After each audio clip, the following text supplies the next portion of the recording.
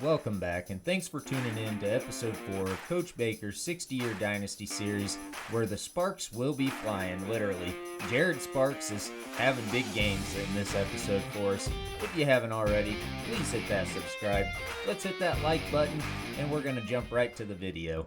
Where we left things in episode 3 was Ross Wilcox had just committed. We did lose Jarrell Jones, he locked us out, as well as Pat Wilson and Eric Avery. We're just going to have to jump into the recruiting portal there and try to fill those needs. I mean, we've still got a couple big name recruits that will still maintain program prestige. I think this class still has potential to be a decent recruiting class and, at least hold us steady till the next year. Herbie's putting his money on the Michigan State Spartans, but I feel strongly that that's going to be a big mistake on his part, so we're just gonna sim this week.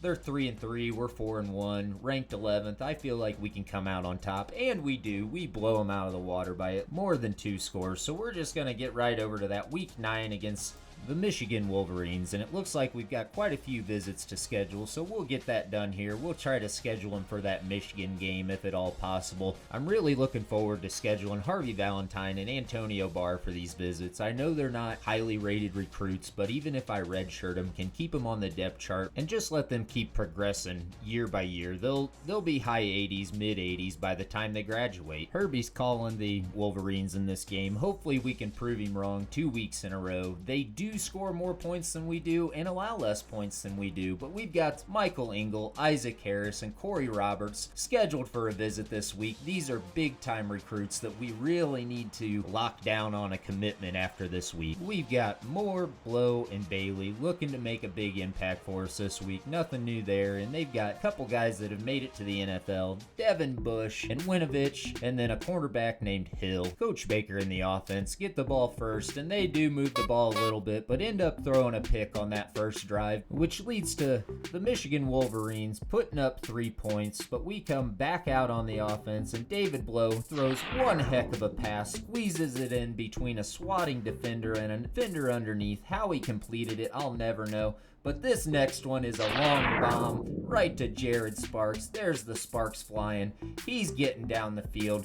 Big gain, 52 yards, gets us in the red zone, but within no time, David Blow throws another interception right to Mr. Long of the Michigan Wolverines, but our defense doesn't give up any points and allows us to have a chance to answer those first 3 points scored by the Wolverines. We come out on our next offensive drive, just trying to maintain ball possession. We're thinking ball security, short, quick passes, nice smooth run there to DJ Knox, which opens up the field a little bit for Bryson Hopkins to break right through, gets us down to about the 1.5 yard line. We give it off to DJ Knox and he punches it in. We go up 7-3 against the number 6 team in the nation. We have to give our defense big credit there on that last drive as they shut down the Michigan offense, and we come out firing big right to Rondalemoore. He gets us right down the field, and we're going to score quick as we hit Isaac Zico to go up 14-3, which brings out our defense for another chance to shut down the Wolverines, but they end up giving up 7 points, and that's not a problem because David Blow has an answer. Jared Sparks right down the sideline for big 32-yard gain. We're not able to capitalize though as Blow throws an interception on the next play, allowing Michigan to work their way down the field and kick a field goal before half to make it 13-14 going into halftime. Neither team is able to move the ball a whole lot there in the third quarter, but we do end up giving up a field goal, making the score 16-14. Michigan leads. Coach Baker knows this drive we have to score. He pulls the offense aside, has a little chat with them, saying it's do or die time. We have to punch the ball in on this drive to even give ourselves a chance. Going into the fourth quarter, it's 16-14. We work our way right down the field, and Blow almost gets us in with his legs, but he gets us a first and goal. We're gonna punch it in on that next play. We hit Isaac Zico on a quick slant.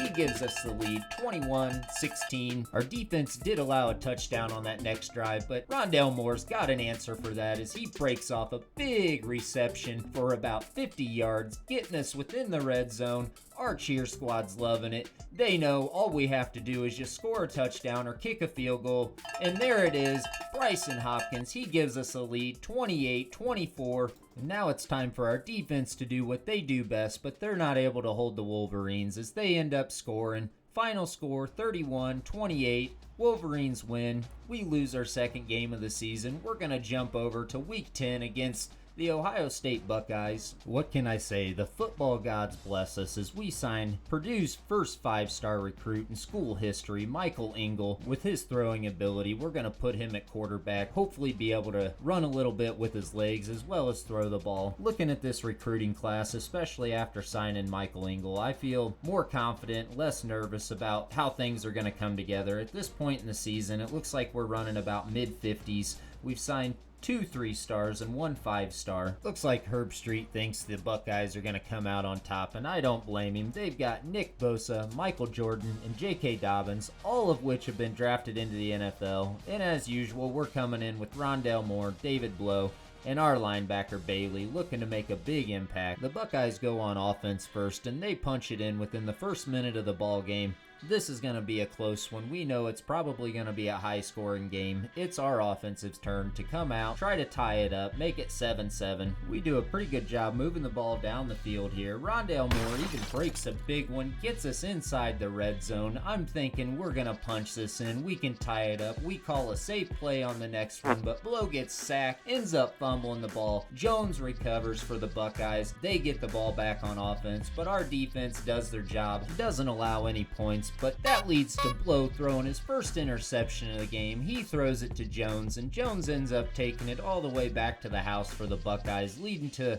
the first pick 6 of the game. And unfortunately, it's not looking good for the Boilermakers. We kind of expected this, to be honest. I mean, Ohio State is one of the top programs in the nation, but we want to try to compete with them. We want to try to at least give them a game, and being down by 2 scores in the first quarter is not giving them a game. We definitely need to try to make some changes here on offense to be able to move the ball and be competitive in every game. That's our goal. We don't want to just get blown out of the water every game. That was a nice job by David Blough finding DJ Knox for a good pickup, and it sets up Bryson Hopkins in our first touchdown of the game, making the score 7-14. Ohio State leads right before we go into the second quarter. Our defense does find another way to stop the Buckeyes, and that brings our offense back out. Petey's breakdancing because of DJ Knox's big run you just saw there. But the celebrations don't last long as David Blough tries to hit Bryson Hopkins on the next play and ends up throwing another interception, which leads to another pick 6 of the game because Browning takes that one back to the house, leading to the 21-7 score. I have to be honest, at this point in the game, I feel like it's a lost cause. I'm furious. I've got smoke coming out my ears. I super sim. We end up getting a turnover, end up scoring. The score is now 21-14. We're about to go into half. I decide to take back over. We're trying to punch it in. Maybe we can tie it up. Maybe we can still salvage this and come out of Columbus with a victory. Rondalemoore really has to jump up and reach for that one as it kind of sailed a little bit on Blough, but Isaac Zico comes through in the clutch as he gets the next pass and falls into the end zone, but somehow miraculously it's not a touchdown. That doesn't matter. Markel Jones punches it in, making the score 21-21. Our defense seems to have figured out the formula to shut down the Ohio State Buckeye offense. Even after we throw this interception right before the half, they still don't give up any points, which is just a thing of beauty. We get the ball to start the second half, and we come out firing. Big yardage to Isaac Zico 2 times in a row as he gets us 2 first downs back to back.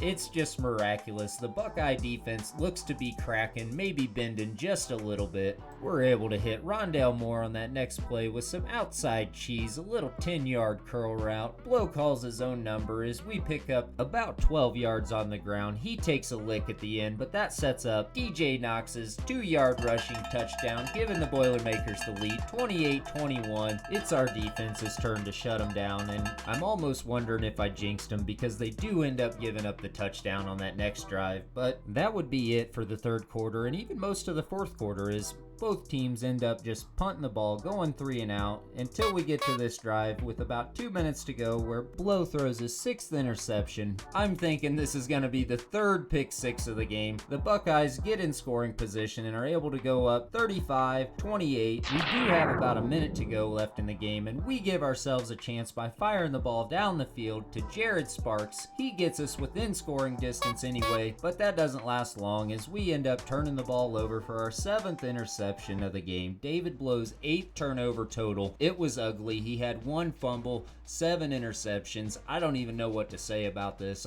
Like I said, smoke was coming from my ears. I did get up and walk away from the Xbox a time or two during that game. It was tough, but every team knows that coming in, especially when they go into Columbus to play the Buckeyes at the Horseshoe. You know that's going to be a challenge. But at this point in the season, we're not doing too bad. We're still in the top 25. We're 5-3, and we're going to jump over to week 11 for episode 5, where we'll face off against one of our rivals, the Hawkeyes of Iowa. That does bring us to the end of episode 4. As always, thanks for watching. I do appreciate it. And if you haven't already, do me a huge favor. Hit that subscribe button. Hit the like button. We'll see you back for episode 5.